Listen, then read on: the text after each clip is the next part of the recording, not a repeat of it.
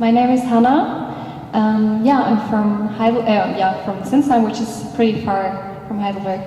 And I started to study 1 year ago. It's kind of called special education. I think there's no word in English, so but I really like it. And today I just want to share you a bit what God did in my life and how He changed me. And as Carissa already told you, the main topic is just identity. And I think it's just a big thing what God does, and also like where you just don't know, okay, what could it be? But the main thing is like we all have this kind of questions in our lives, like who am I? What is my purpose in life? Why am I actually living? Why am I here right now in Heidelberg? And all these kind of questions. And I think we are all often searching for something in our lives. We're searching for something where we think that could fill us up, like that could give us our worth and just kind of our identity. And for me, that was just trying to do things by myself, just making and doing like this kind of thinking of I have to be better than anyone else, like even or especially in school I did that. So I just defined myself completely through effort and the things I did. And I just thought, okay, I'm good enough if I succeed. And I think it's also something you especially learn from our society, like here in Germany. We're well known for you have to be good and you have to be the best and you have to succeed and all this kind of thinking where you just think actually it's kind of crazy, but you're just important if you are good. And so that was my thinking. So I'm just I just wanted to be seen, I just wanted to be recognized by other people. So I tried to be seen, to have good marks in school and just, I don't know, just things that made me feeling better. But inside of me I still felt some kind of emptiness. I felt like there's something I still need, but I just didn't know how or what to do so that this could maybe get changed. So I think I just didn't like myself and the way I was. So that was kind of I knew God and I heard His voice already speaking over me, but somehow I just couldn't believe it.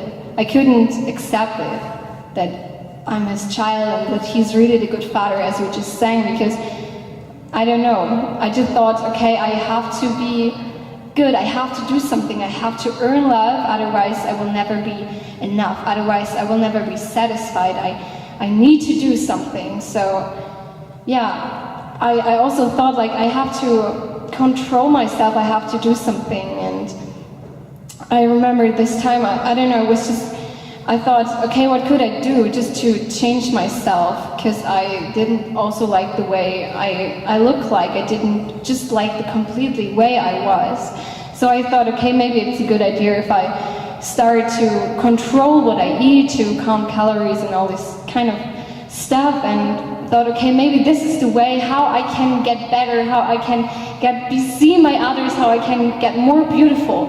And I was searching for something. I was searching, but just, it didn't fill me up. Just anger grew, sadness grew, and I knew, okay, something is working wrong, but okay, what could I do? So I'm really glad that I stopped doing that, that I had friends who told me, Hannah, you need to stop that it's really not a good thing. And I think you can really go deep into that, so I'm really glad that this didn't happen. But I don't know, it's just I still didn't know what to do else.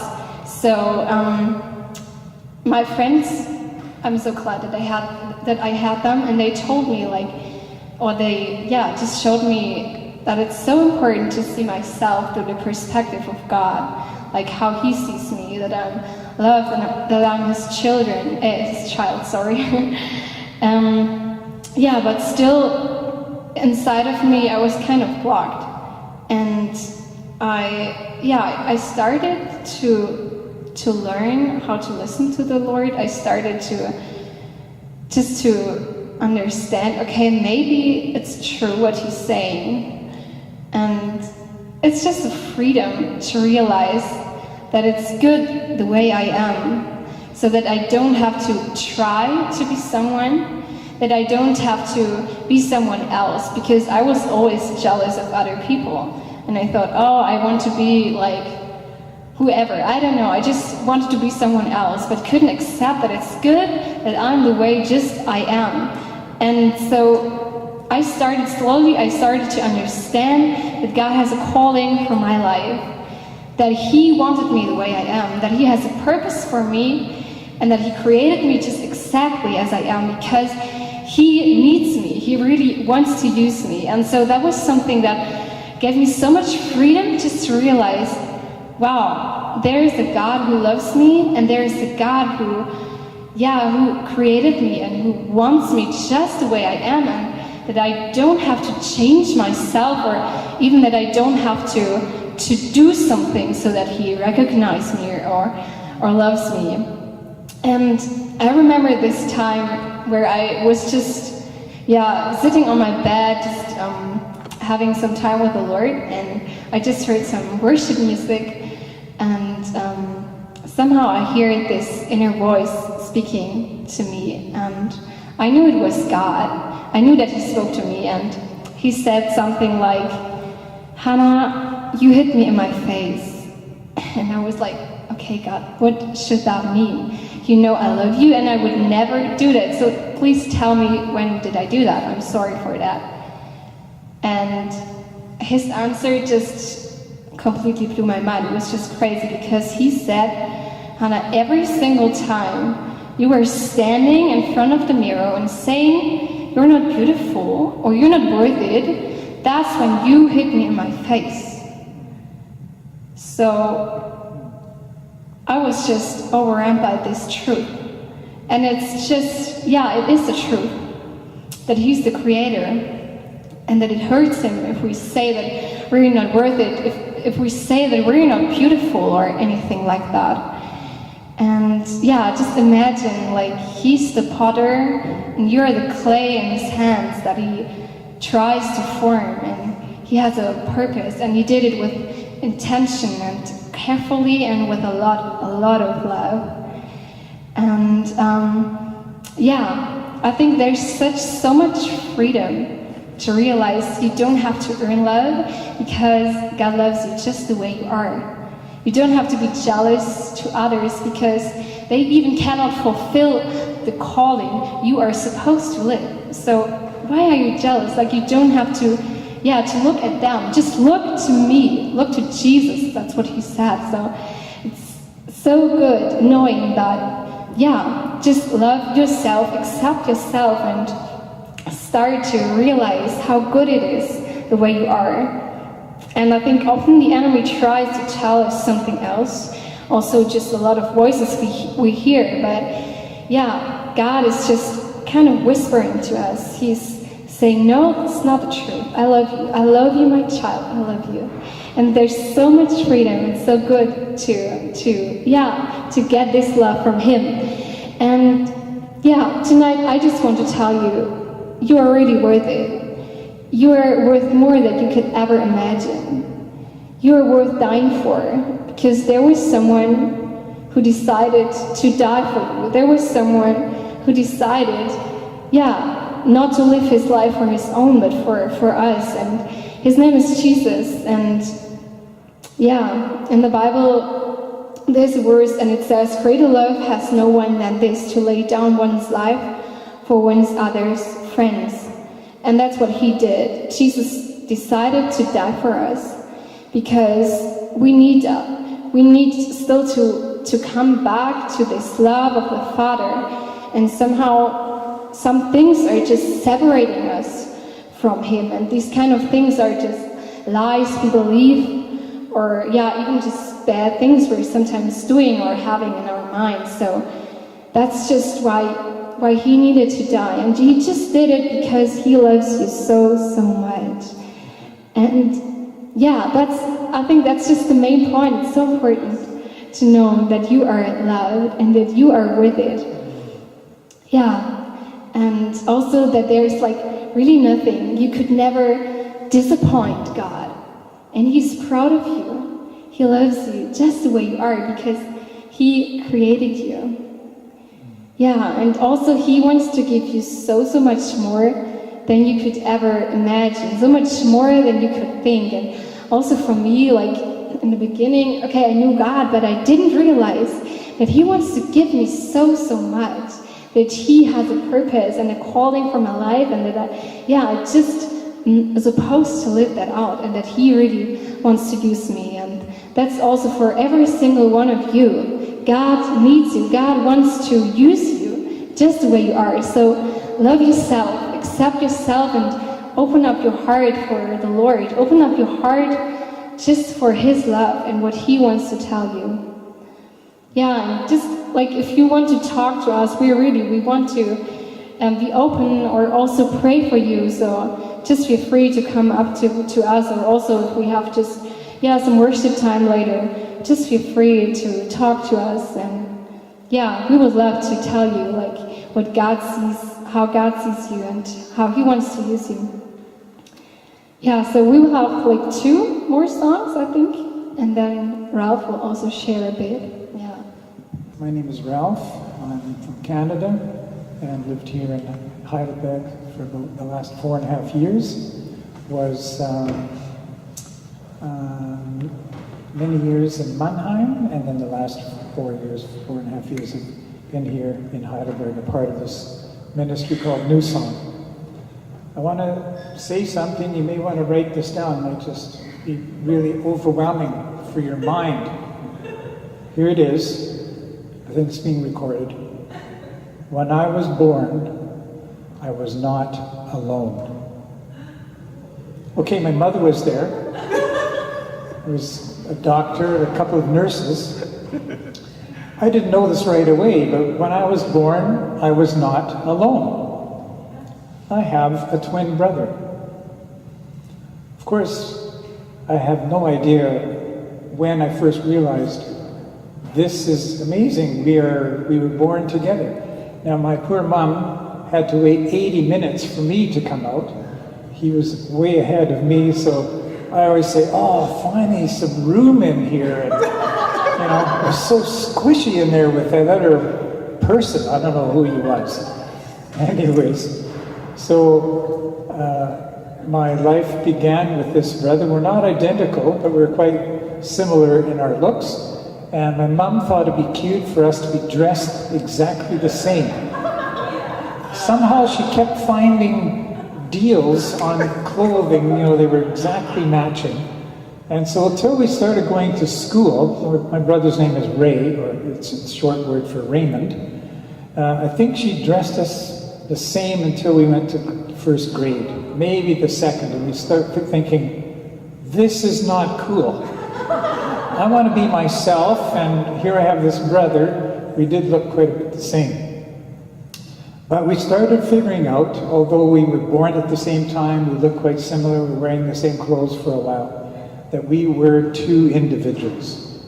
And if you saw us today, you would think, you could be brothers, but I wouldn't say you're twins. We're not identical. But we did a lot of things together. We had a lot of the same interests, sports, and when we got older, into our later teens, even early 20s, we were living in Vancouver, and we even dated the same girl, but not at the same time. No, that would have been too weird. Anyway, we both had, about at the age of 15, realized there was a creator, there was a God who loved us, there was this Jesus that Hannah was talking about, and we both, around the same time, totally capitulated before God, totally turned our lives over to Him. And we were baptized as young men, kind of dying to ourselves and being raised up to live for God. And we both had some difficult years in our mid-teens, and were very rebellious and not easy for our parents. But along the way, in my journey, God made it very clear that He wanted me to be a pastor and to serve Him here in Germany. It's kind of a weird combination to come to the land of the Reformation. But as I said to a young woman on a train one day, driving along, she heard us speaking English. She says, where are you from? Oh, we're from Canada. But you also speak German? Yeah, we speak German. Why are you here in Germany? I said, I never said it this way, and I've only talked about it before. I said, we're here to remind this amazing country there is a God. I think you've forgotten. She looked at me. She's a high school student. She thought, I think you've got a point there. Anyways, learned German. We first came to Mannheim. And when I was still studying in Canada, theology, Ruth and I met at this Bible college in Canada, and then we each got jobs as being in churches. And I decided after we got married eventually that I wanted to go to the seminary, to the higher level of biblical studies. There was a college in Vancouver called Regent College. And one of the reasons I was interested in that school is because 2 or 3 of the professors were from Europe, and one particularly from Germany, Dr. Klaus Bockmühl. And so I took all of his classes, even though I couldn't afford it. I would just show up and audit the class. I wanted to learn from this man who came to Canada because he thought there was such godless theology. I've never said it that way before. But a lot of students, even some professors, they have so many doubts, so many questions. Whether Jesus rose from the dead, whether he was virgin birth, whether he was doing these miracles. And he wanted to get out of that context, go to Canada, where it's more open and conservative perhaps, and bring German theological students over. So this is where I met him and studied under him for 2 years. And the amazing thing is, in the second year, I applied to be his teaching assistant. So got to spend a lot of time with him. He invited me and Ruth and me over for dinner, got to meet his family. And then we came to Germany. We were starting to learn German. We kept corresponding. Dr. Bockmühl was the guest speaker at our farewell service. And so we had this special relationship that was going. We corresponded. He sent me a new book that he'd written, and we just had some correspondence back and forth. And then I got up the courage to write him a letter in German. And he wrote back. This is before the day of emails. I'm sorry, this is a few years ago. Actual physical letter came in the mail, and he wrote me back in German. He says, Ralph, I'm amazed that we've only been here a year and a half, 2 years. Well, he doesn't know that I took a week to write the one-page letter. Anyways, all that to say, 3 years after we got here, he died of terrible cancer. And we kept in touch with his family. His son, Bacchus, was a theologian teaching in England. And then I got a letter from Bacchus one day, and he says, Ralph, I'm coming to the Odenwald. He grew up in Canada. I'm coming to the Odenwald, and we're going to do a symposium because many of my dad's books were written in English. We want to get them sponsored to be translated into German. He said, would you like to be at this symposium? I said, sure. So we came to this building, which is kind of a retreat center in the Odenwald. And we met a few people, and then he says, Ralph, just sit down beside me. So I sat down. He was over here on my left. There's about 30 chairs all the way around in a big oval, kind of a circle. And then he welcomed everybody, and he said, before we start, I'd just like every one of you to just introduce yourself, what you're doing, and how you knew Dr. Bockmühl. So fortunately, because I'm only there 2 years, 3 years, I'm still learning German, not so comfortable with it. He says, okay, just go around to the left. So I was going to be the last person. So I'm thinking, how do you introduce yourself in German? And I was so nervous. Then I got more nervous. Every person, all of these people, Germans and Swiss, were doctorates, double doctorates, professors of theology. I did a little bachelor's degree in Christian education and not quite a master's degree. That's another story. So I'm sitting there, literally, maybe inside at least, but I'm getting lower and lower in my chair. I'm Dr. So-and-so. The interesting thing was they're all double doctorates, professors of theology, Switzerland, Germany. None of them knew Dr. Bachmiel. One of them had been at a lecture way at the back. All of them had only just read his books or knew about him. So then it comes to me, my mouth is dry. How do I say this? I'm not going to even mention that I don't have a doctorate. I would feel even smaller. And it came to me then, and I kind of, ich heiße Ralph, ich komme aus Canada. And so it went, and I'm here to help start churches, or something like that. I can't remember exactly what I said. And then I said, but the way I know Dr. Bachmiel was I had him as a professor, and the second year of my studies, I was his teaching assistant. The room got quiet. They're looking at me as if I'm some special person. And I kind of sat up into my spirit, and yes, so that's who I am.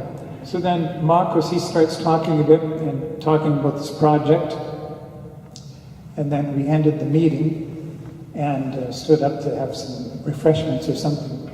And I'm standing there thinking, I am such a peon, I'm such a small person, I'm such a dud compared to all of these doctor, professor, whatevers, you know, titles all on the end of the name and at the front.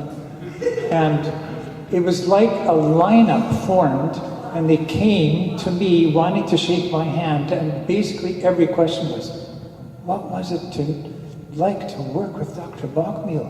What's he like? What was he like as a person? He's already dead, so none of them would ever meet him. And so I don't know if it was pride, but I just kind of, just let me tell you a few things. And so all of a sudden I was the star visitor at this symposium, although I felt like this little, I want to just hide.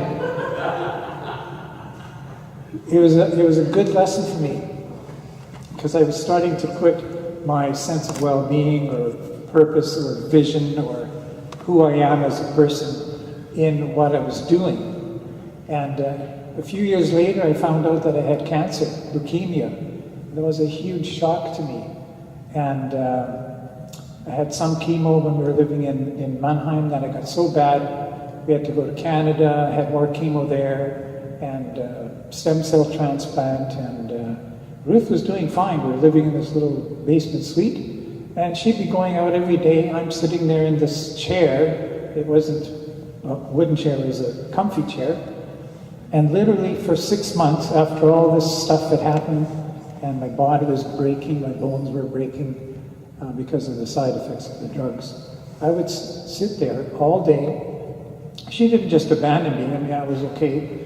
But she was out speaking and preaching and teaching and having a grand time, and I'm sitting there thinking, I am a useless dud.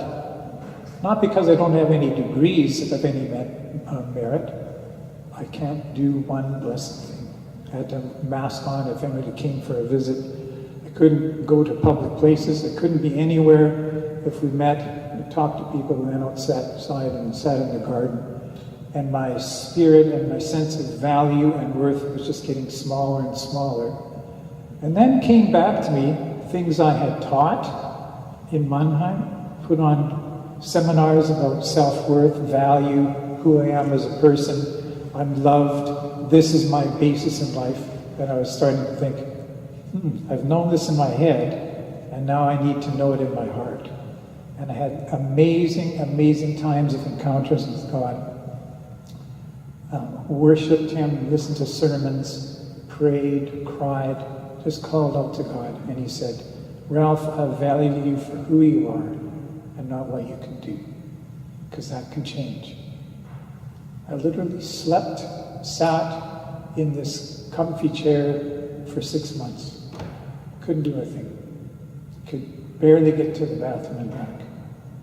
And then God started building me up and touching me and encouraging me and strengthening my body. And here we are back. I'm still a little bit broken up and weak and dizzy and had other issues come up. But I learned my value is not in what I do. It's in who I am, what God says about me. Because all of that can change. And the Lord began to just affirm this in my own heart. To know Him is life. We can live for God's glory. We can do a career, a job, a thing for God's glory. But I was learning I can't glorify my job. I can't make that my idol and define who I am. And so God taught me these deep lessons. There are many verses that I could share, but just a couple to close here. From Colossians, a letter that Paul wrote, Christ is my life. Not my career, not what I can do.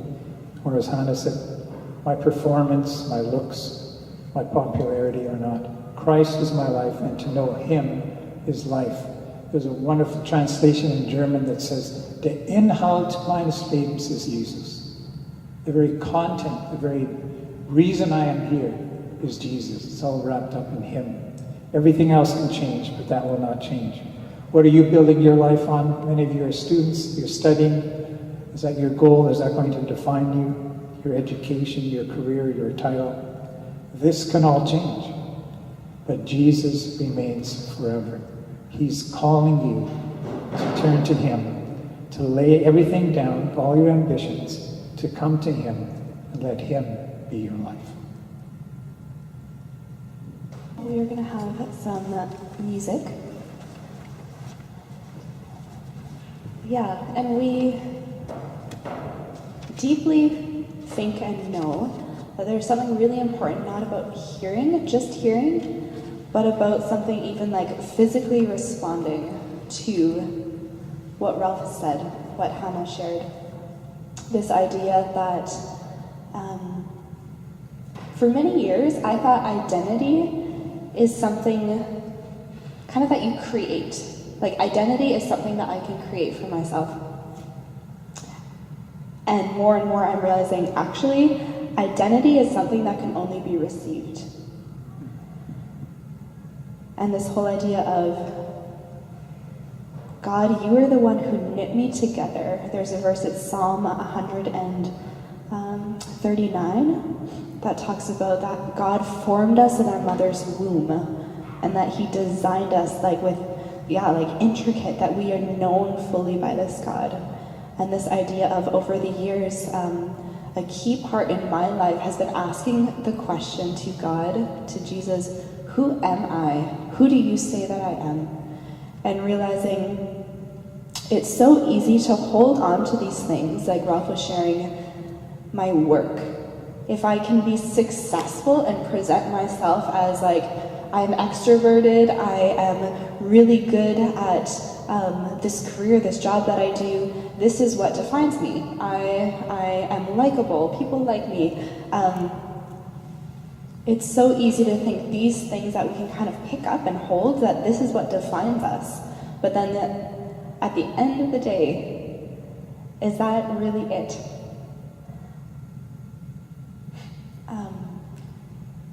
So over here, I don't know if everyone can look this way, you will see there's a red painting of a heart, and then beside it, there's a mirror.